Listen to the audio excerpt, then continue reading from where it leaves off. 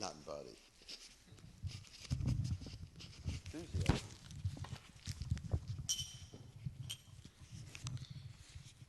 All right. Should I give a controversial class this morning or just a... Yeah. What? Yes. Everybody likes it. Well, we'll see.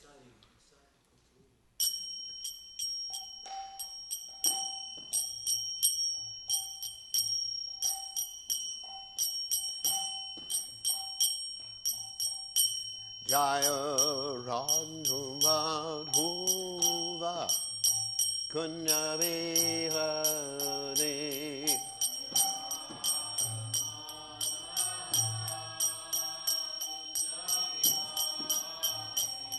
Jaya Radhu Madhuva Kunya Vihare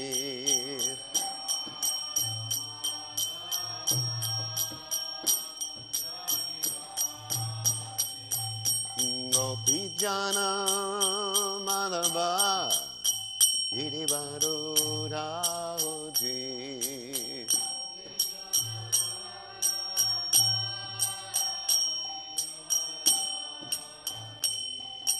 Gopi Jana Palakupa Iri Varudhare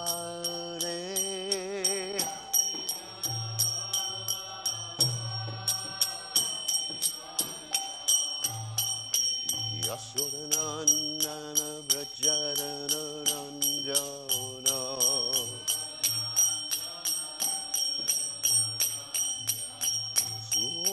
Sudhanandana Vrajadana Ranjana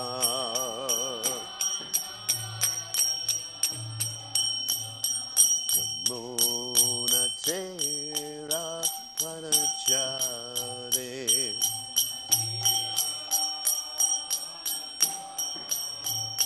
Yamuna Tera Vanachare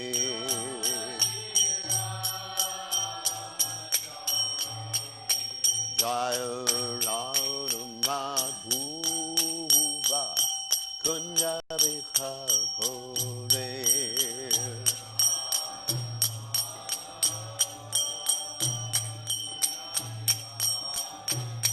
Jaya Radha Madhuva Kunya Vihare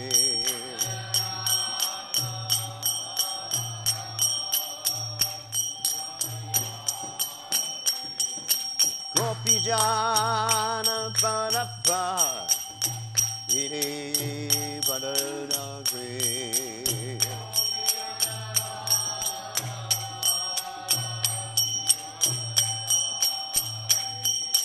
Gopi Jana Padapa Iri Vadadagri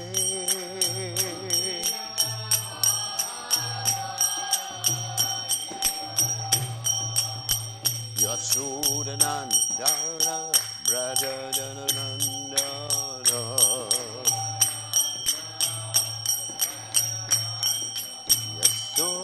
Yasodhanandana Brajajananandana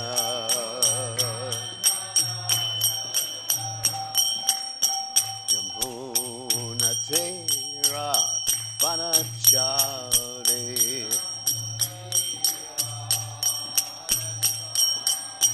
Yamuna Tera Vanachare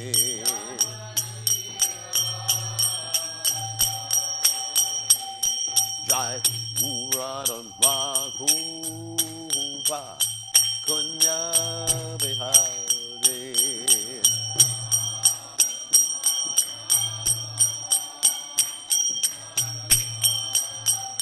Jai Radha Madhuva Kunya Vihare Madhuva Kunya Vihare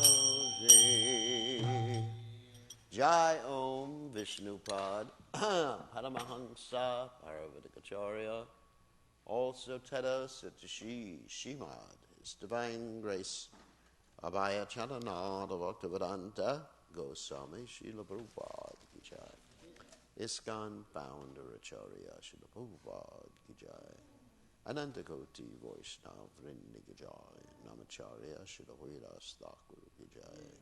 Prince Kaho Shri Krishna Chaitanya Prabhu Nityananda Shri Advaita Gadadha Shri Vasudeva Gaur Bhakta Vrinda Ki Jai. Shri Shri Radhakrishna Gopinath Shai Mukunda Radhakunda Giri Govardhan Ki Jai.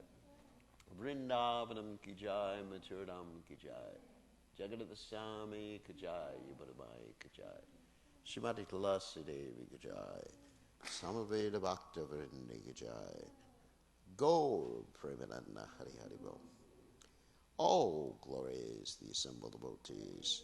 All glories to the assembled devotees. All glories to the assembled devotees.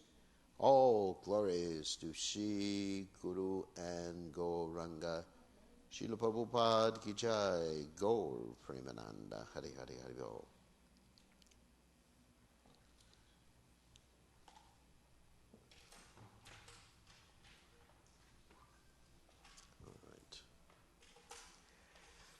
All right, so we are reading from the 19th chapter of the 10th canto of Srimad Bhagavatam, entitled, what? Oh, okay. Maybe in the meantime someone can get me the Prabhupada Leelamrita where I can read about Prabhupada's departure from arrival in the U.S. or departure from India. Okay. So first we'll read from the Bhagavatam. Om Namo Bhagavate Vasudevaya.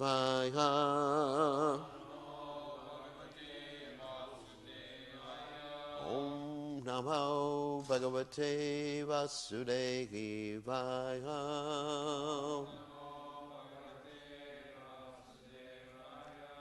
Om Namo Bhagavate Vasudevaya.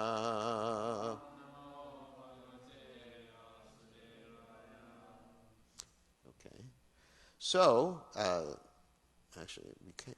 Anyway, let me do the Bhagavatam first, because I actually have the book in my phone, the Prabhupada Leelamrita, if you can't find a copy. So, we're going to read the chapter summary first. This chapter, let me put this down a little bit because it's really loud. This chapter describes how Lord Krishna saved the cows and the cowherd boys from a great fire in the Munjaranya forest. One day the cowherd boys became absorbed in sporting and allowed the cows to wander into a dense forest. Suddenly a forest fire blazed up, and to escape its flames... Actually, turn the TV around so that people can follow. Okay, that's good. And to escape its flames, the cows took refuge in a grove of sharp canes.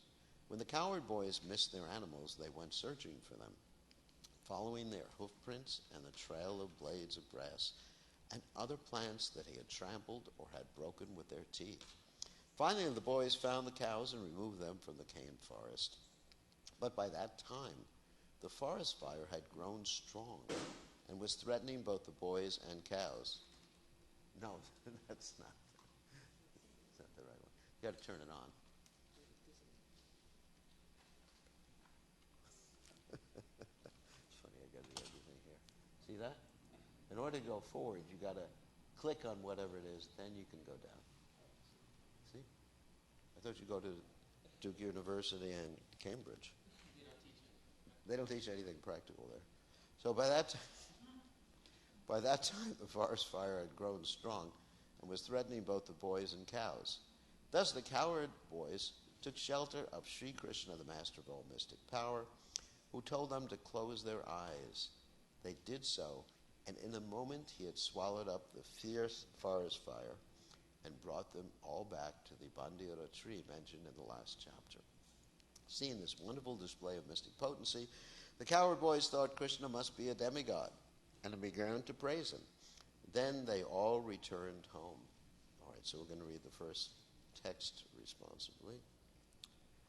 Shri Shugo Vacha Krida Sakteshu Gopeshu Tad Gavo Dura Charanaha Swairam Charancho Vivishush Trina Lobena Govarham Shri Shugovacha Akrida Sakteshu Gopeshu Tadgavo Duracharanaha Swairam Charancho Vivishush Trinalopena Gavaram Shishugovacha Krida Sakteshu Gopeshu Tangava Duracharanaha Swairam Charancho Vivishush Trinalopena Gavaram Shri Shugovacha Kridasakteshu Gopeshu Tadgavo Turacharanaha Swairam Charancho Vivishush Trinalopena Kavaram. Okay.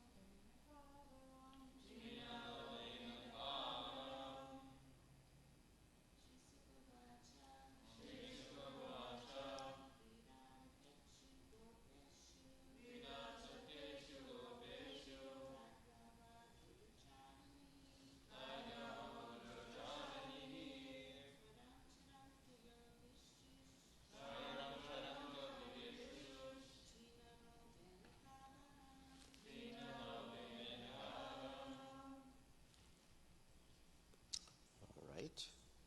Shri Shugovacha. Shri Shukadeva Goswami said, Krida, and they're playing. Asakteshu. Well, they were completely absorbed. Gopeshu, the coward boys. Tadkavaha, they're cows. Duracharanahi, wandering far away. Swairam, independently. Taranchaha, grazing. Vivishuhu, they entered. Drina, for grass. Lobena, out of greed. Gavaram, a dense forest. Translation, Shukadeva Goswami said, while the coward boys were completely absorbed in playing, their cows wandered far away. They hungered for more grass, and with no one to watch them, they entered a dense forest. So, Vishwanath Chakrabarti Thakur's commentary. There's no commentary by the followers of Srila Prabhupada. The 19th chapter describes how Krishna protected the coward boys from a wildfire in the rushes. That's an interesting expression. It means like, rushes means like the little weeds in the swamps, basically. While their eyes were closed, and how, opening of their eyes, they found themselves at the base of the Bandira banyan tree. While the boys were absorbed in playing, the cows wandered far off, Durat Charini, out of greed for grass, and entered a dense forest. Jiva Goswami, in relation to this now astonishing pastime, another astonishing pastime involving human-like qualities, is related that happened. Actually, it's bad English. It is related that happened. This happened in sequence. Their cows were unlimited. Tad cows wandered off and entered a dense forest, a Gavaram, being absorbed in their grazing activities with the greed generated by experiencing the bliss of being herded by Krishna, the bliss of Gokula. They had greed for grass. They were like the other inhabitants. Yod Jivatam tu Nikalam Bhagavan Mukundas Yapi Yatpada Raja Shruti Mrigyam Eva. Their entire life and soul is the Lord Mukunda, the dust of whose lotus feet is sought even today by the Upanishads. It's for the 10th canto, 14th chapter, text 34. It was not ordinary greed, since it was possible to fill the stomach in a few seconds anywhere in Vrindavan because of its nature. Sanatan Goswami comments, in relation to this now another astonishing pastime involving human-like qualities, it is related that happened in sequence. English, whoever translated this, English is not proper, is related that happened in sequence. It is related that all these things happen in sequence. Their cows are unlimited. Tad cows wandered off and entered a dense forest, Gavaram, out of greed for grass. Though protected by the Lord by this greed for enjoyment, they fell into difficulty. They wandered by their own desires, Swairam, and thus met with difficulty. But by his great mercy he would rescue the cows. That is explained later. Elsewhere also one should understand the conclusion according to one's bhava. So I found this quite an interesting verse. So that, what's that? You want the mic? This mic a little close. All right. I get uncomfortable because it's too loud. How's this? Anyway, my ears are sensitive. I don't even like to hear myself. So, anyway, we'll read the Sanskrit again. Sri Shugurvacha Krida Sateshu Gopeshu Tad Kavotura Charanahi Swairam Charancho Vivishush Trinalobhena Gavaram. So, I just want to comment on several things in this verse that are very interesting. Asakteshu. Let's start with that. There's different stages in devotional service, and one of those stages is Shakti. That basically means that one is completely absorbed in devotional service. We all know this progressive path of devotional service. Adoshradata sadhusangota bhajanakriya. And then anartha vritti, and then nishta, ruchi, and then ashakti, and then bhava, and then prema. This is the progressive path. So ashakti is actually complete absorption in Krishna, and then after complete absorption, you get bhava and then prema.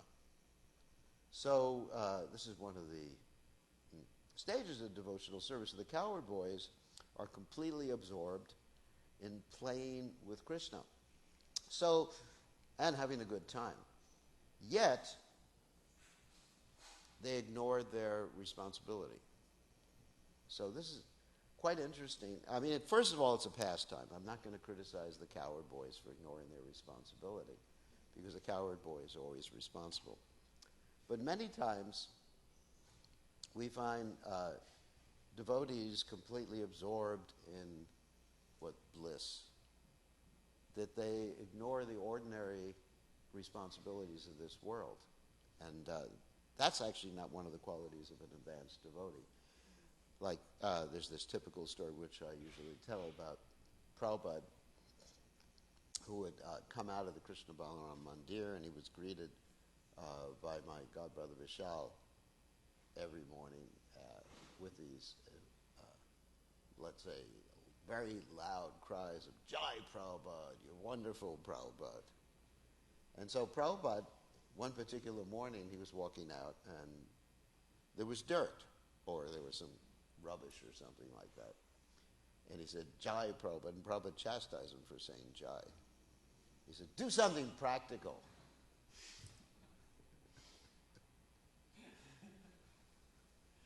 So a devotee, a pure devotee, is not neglectful of ordinary things. I mean, another story I heard yesterday, Prabhupada.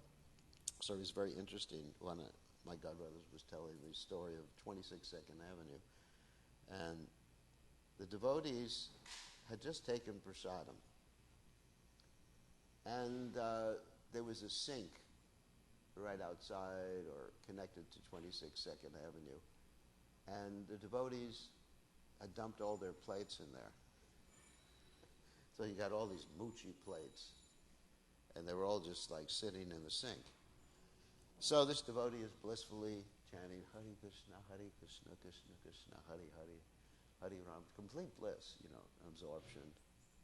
Very nice devotee. And then Prabhupada comes down. And Prabhupada doesn't say, so nice, you're in bliss. He said, what's that? And the devotee said, well, that's the plates. Not getting it, that what Prabhupada actually intended. He just said, that's the plates. And then Prabhupada said, okay, I'm going to clean them. Prabhupada actually said that. And so Prabhupada got ready to clean all these dirty plates, moochie plates, which the devotees had just eaten from. And of course, there's many stories in the early days when Prabhupada came to America, how the devotees would have these big festivals like the first initiation, there'd be feast and everything like that. And after the feast, everyone would leave. They would be in such ecstasy. Oh, I got my new spiritual name. What? No one cleaned anything up? Yeah, no one cleaned anything up. They just all headed out, the Mott Street boys. They just headed out. And then who was left to clean all the pots and the floor and everything like that? What? Yes, that was very familiar to New Goloka. So who was left to clean all the pots and the floor and do everything? That was His Divine Grace of the Prabhupada. I mean, there's many stories, many stories of how the devotees, they were just so used to this hippie mentality, or they were so much absorbed in bliss that they don't notice. And I mean, sometimes we find, too, also with this coronavirus thing, that people are just so much absorbed in bliss, they don't observe what social distancing. Now, my question is that Krishna consciousness? I mean, of course, when Prabhupada was present, there wasn't social distancing. There was another story. I mean, I hear all these stories, because every day I listen, while I'm taking prasadam, to the Prabhupada memories. While I'm cooking, I listen to Prabhupada, and then when I'm eating, I listen to Prabhupada memories. Nice program. And so there's another story that, Narayan Prabhu told this story, that when he came from, this is a funny story, there's actually funny aspects to it. When Narayan came from the West Coast to New York, he noticed that the people in New York had a different mood than the people in the West Coast. The people on the West Coast, they're just free and walking barefoot on the beach and everything like that. And the people in New York, he said they were all depressed here. They were all in their heads. He said, he was criticizing because he says they're all just cooped up in their buildings all the time in New York. Okay. So then he observed that the devotees, they were having conflicts all the time. Over petty things. And Prabhupada was actually like the mediator. They would come up to Prabhupada's room several times a day, different groups of devotees with, he said, she said, they did, he did type of stuff. And Prabhupada was just getting fried out by the whole thing. Completely fried out. So he was pretty upset. So then one day Prabhupada came down, and Naranarayan, he's a very, I don't know if anyone's met Naranarayan, but he's very like effusive, really. His brother is Mukundlo, who's in India as a sannyasi, and they're quite eccentric devotees. I mean, nice eccentric devotees.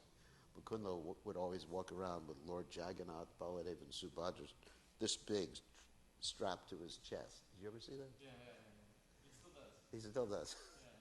He still does. Yeah. That's why the North American GBC told him not to come to North America.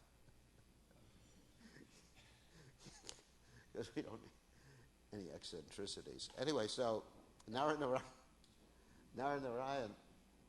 he got along with another devotee, Harikesh, as the story goes. And so he and Harikesh got along, probably didn't get along with any of the New York devotees, just with Harikesh. So they loved each other so much, and then one day they were embracing each other. Like this. Of course, in those days we didn't have social distancing.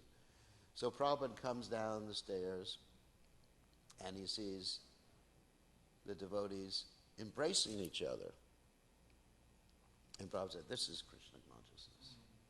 Interesting, isn't it? So many times we think that certain things are Krishna consciousness, the bliss, rolling around on the ground. But, Prabhupada, Tadati pratigranati guyam akyati prichati. Prabhupada was, extremely practical, not just like blissed out Prabhupada was blissed out, but not just blissed out. Prabhupada was very down to earth and very attentive to details. Another story I heard yesterday, this is the same point, that, the devotees, Prabhupada walked to Tiffany Street, which in New York was where the press was. It's a very interesting story about ISKCON Press in New York. It was in a high crime area, so the press got broken into many times, so they had to have devotees. I remember, I was there too. Devotees stay overnight there. So Prabhupada walked to the press building. At that time we had our own printing press, actually. And there were devotees who were trained up, not only to print, but to bind Prabhupada's books. Prabhupada actually stopped the devotees from doing that when the devotees couldn't bind the books too well and they started falling apart. There's some of those early books where the binding, you just open it up and it fell apart. Prabhupada was quite upset about that, and also about them not having his name, E.C. Bhakti, his Divine Grace A.C. Bhaktivedanta Swami Prabhupada, on the cover of the books. They just said, Swami Prabhupada or something like that. So anyway, so Prabhupada goes there and he sees the devotees operating the press, and the devotees are dressed in nice devotional garb. You think, oh, it's nice, dress in garb and everything like that. And Prabhupada said, no, don't dress in a dhoti. Dress in pants. Now, why did Prabhupada say such a thing like that? Is this Krishna West 50 years in advance? No, because Prabhupada understood the dangers when working with machines, dress in pants.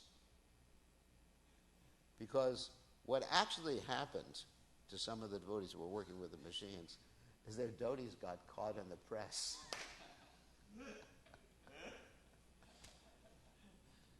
And these are big presses. The press was actually from the end of this doorway back basically to the TV over there. This is not just like little tiny, mimeograph machines or something like that. These are big presses. And the devotees could have lost their arms or gotten killed or something. Another time a devotee was wearing pants, but he was wearing a tie at the same time. The tie got caught in the press.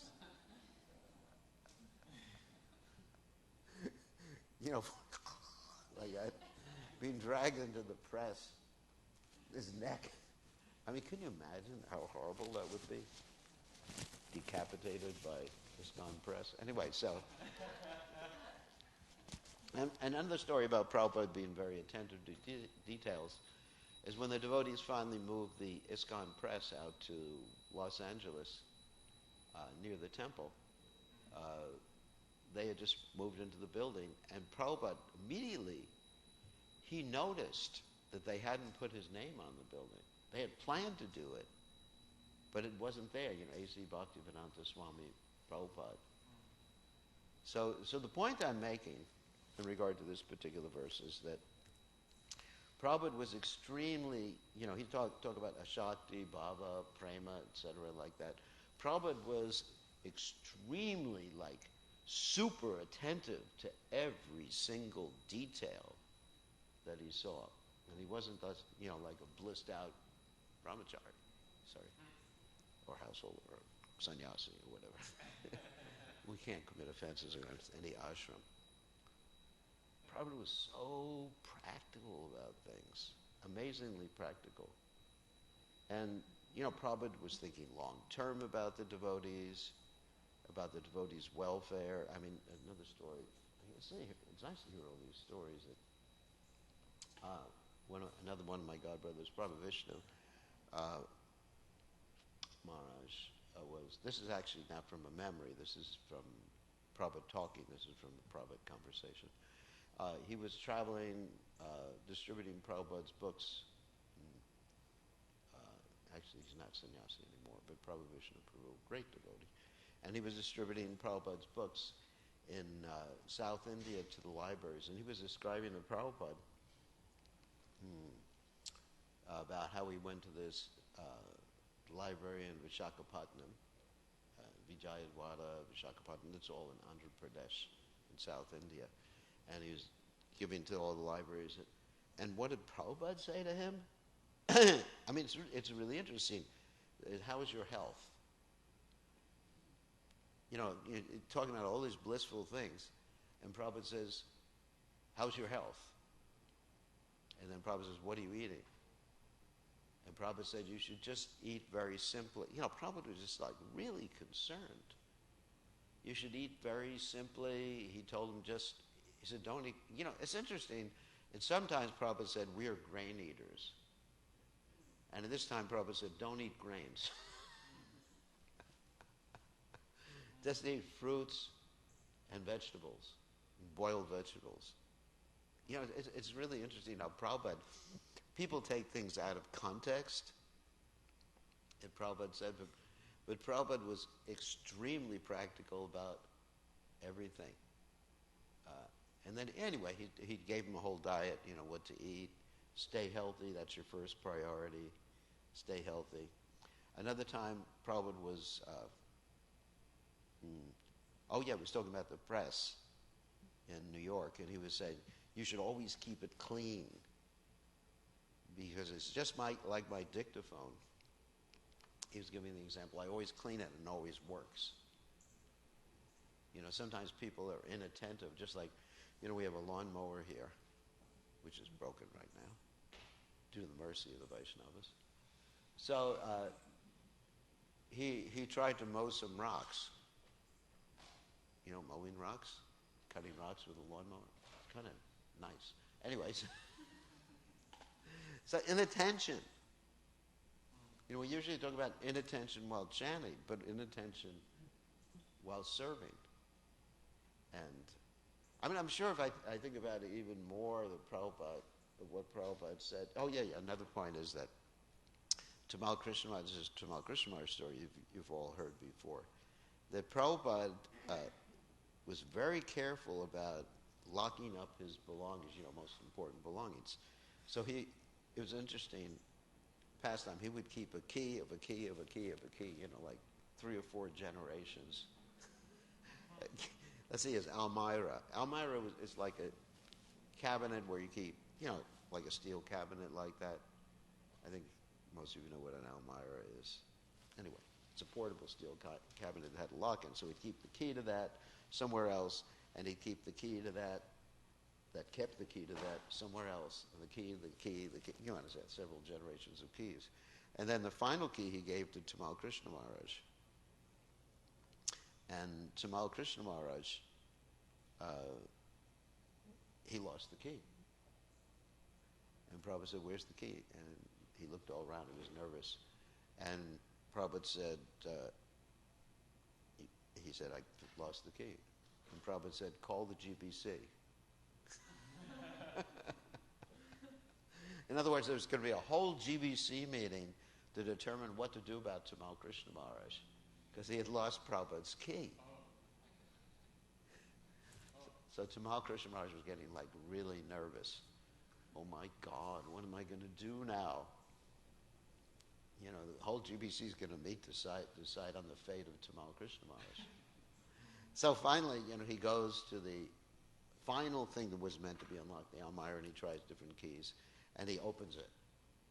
And then he goes to Prabhupada and says that actually any key works for this particular thing. And Prabhupada said, okay, forget about it. But then they then they locked it up again, and Prabhupada said that you keep this key on your Brahman thread.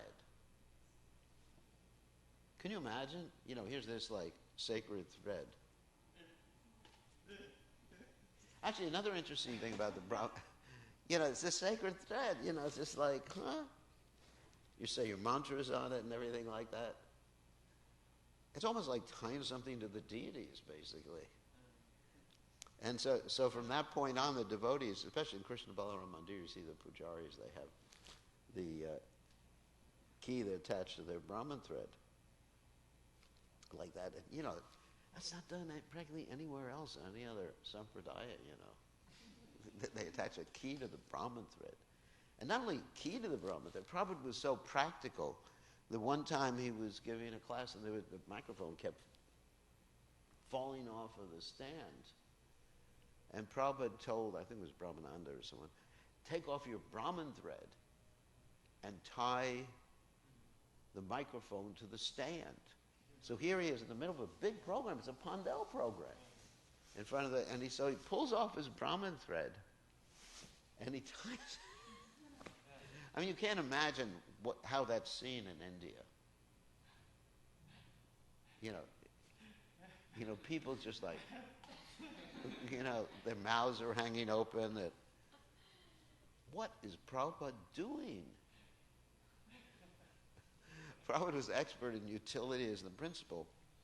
And, you know, we get into all these little different details. Actually, I was listening to another story about Prabhupada chanting Gayatri. That, for example, you know, one instruction, you know, I give everybody when they take second initiation, you keep it covered with a cloth.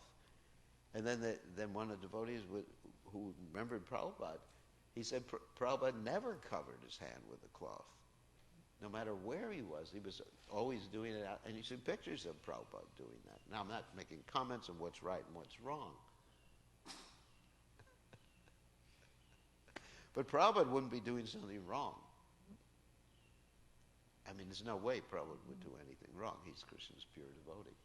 Especially, you know, the spiritual things, you know, obviously he does it perfect in his Siddhanta. So anyway, so the point I'm making is that we can't get away from being very practical. If we see something ignorant, we should take care of it. And, you know, see something that needs to be fixed.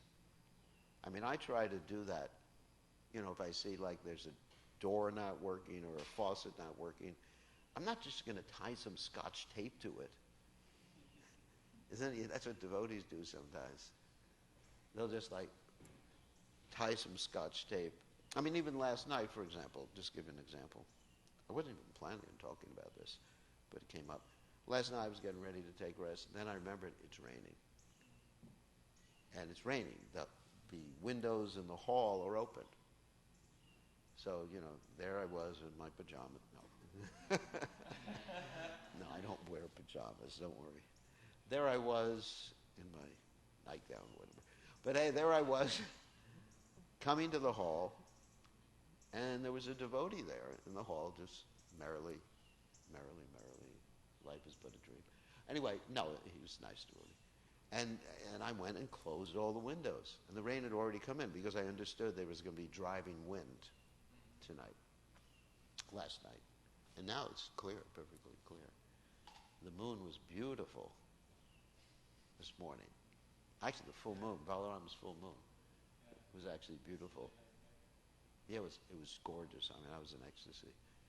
So anyway, so the point is, you know, that there's that attentiveness because it belongs to Krishna. Actually, Prabhupada also said about machines that usually it should be just one person using each particular machine when you have a machine at the temple, because something that belongs to everybody belongs to no one. And you have these typical examples of cars in the Krishna conscious movement that don't need oil or gasoline.